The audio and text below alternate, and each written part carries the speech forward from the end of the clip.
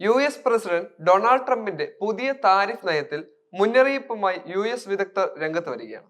ലോകമെമ്പാടുമുള്ള രാജ്യങ്ങളെ പിടിച്ചു കുലുക്കിയെങ്കിലും ഇത് അമേരിക്കയെ മുൻപന്തിയിലാക്കുമെന്ന ട്രംപിന്റെ പ്രഖ്യാപനങ്ങൾക്ക് തിരിച്ചടിയാകുമെന്നാണ് മുന്നറിയിപ്പുകൾ.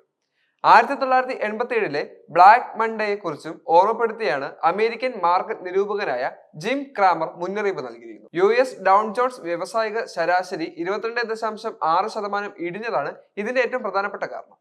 ശനിയാഴ്ച CNBC-യിൽ തന്റെ മാഡ് മണി എന്ന ഷോ അവതരിപ്പിക്കുന്നതിനിടെ ഡൗൺ ജോൺസ് ഇതുവരെയുള്ളതിൽ വെച്ച് ഏറ്റവും വലിയ ഒറ്റ ദിവസത്തെ തകർച്ച നേരിട്ട 1987-ലേതിന് സമാനമായ ഒരു രക്തച്ചൊരിച്ചിലിൽ വിപണികളിൽ നേരിടേണ്ടി വരുമെന്നും ക്രാമർ മുന്നറിയിപ്പ് നൽകി.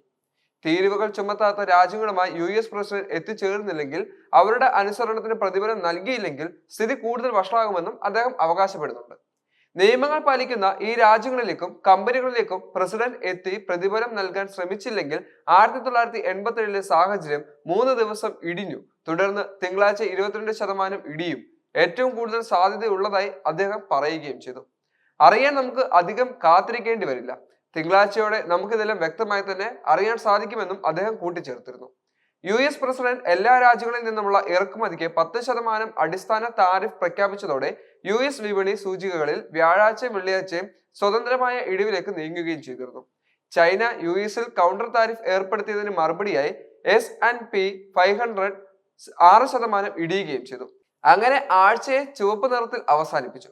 2020-ൽ COVID-19 പൊട്ടിപ്പുറപ്പെട്ടതിന് ശേഷമുണ്ടായ ഏറ്റവും മോശമായ പ്രതിവാര പ്രകടനമായിരുന്നു ഇത്. ഡൗൺ ജോൺസ്, നാസ്ഡക് തുടങ്ങിയ മറ്റ് US സൂചികകൾ 5.5%, 5.8% വീതം ഇടിഞ്ഞു.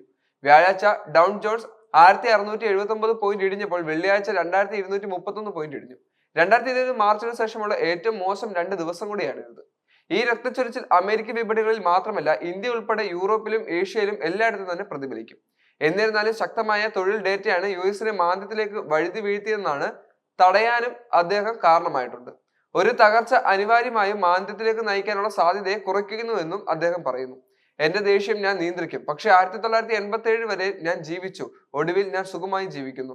ആ തകർച്ചയ്ക്ക് എനിക്ക് പണം ഉണ്ടായിരുന്നു. ഇത് എങ്ങനെയുള്ള അനുഭവമാണെന്ന് എനിക്കറിയില്ല എന്ന് അദ്ദേഹം കൂട്ടിച്ചേർത്തു. മുൻകാലങ്ങളിലെ ക്രാമറിന്റെ പ്രവചനങ്ങളെല്ലാം തന്നെ തെറ്റി.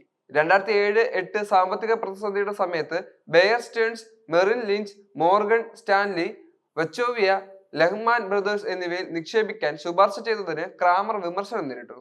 അവരുടെ ഓഹരികൾ തകർന്ന് അവർ കട അടച്ചുപൂട്ടുകയും ചെയ്തു. അങ്ങനെ ഈ ആഴ്ച വിപണികളെ കുറിച്ചുള്ള അദ്ദേഹത്തിന്റെ അന്ത്യദിന പ്രവചനം ഒരു നുള്ളു ഉപ്പുവെള്ളം പോലെ വിശ്വസിക്കപ്പെടുകയാണ് ഇപ്പോൾ.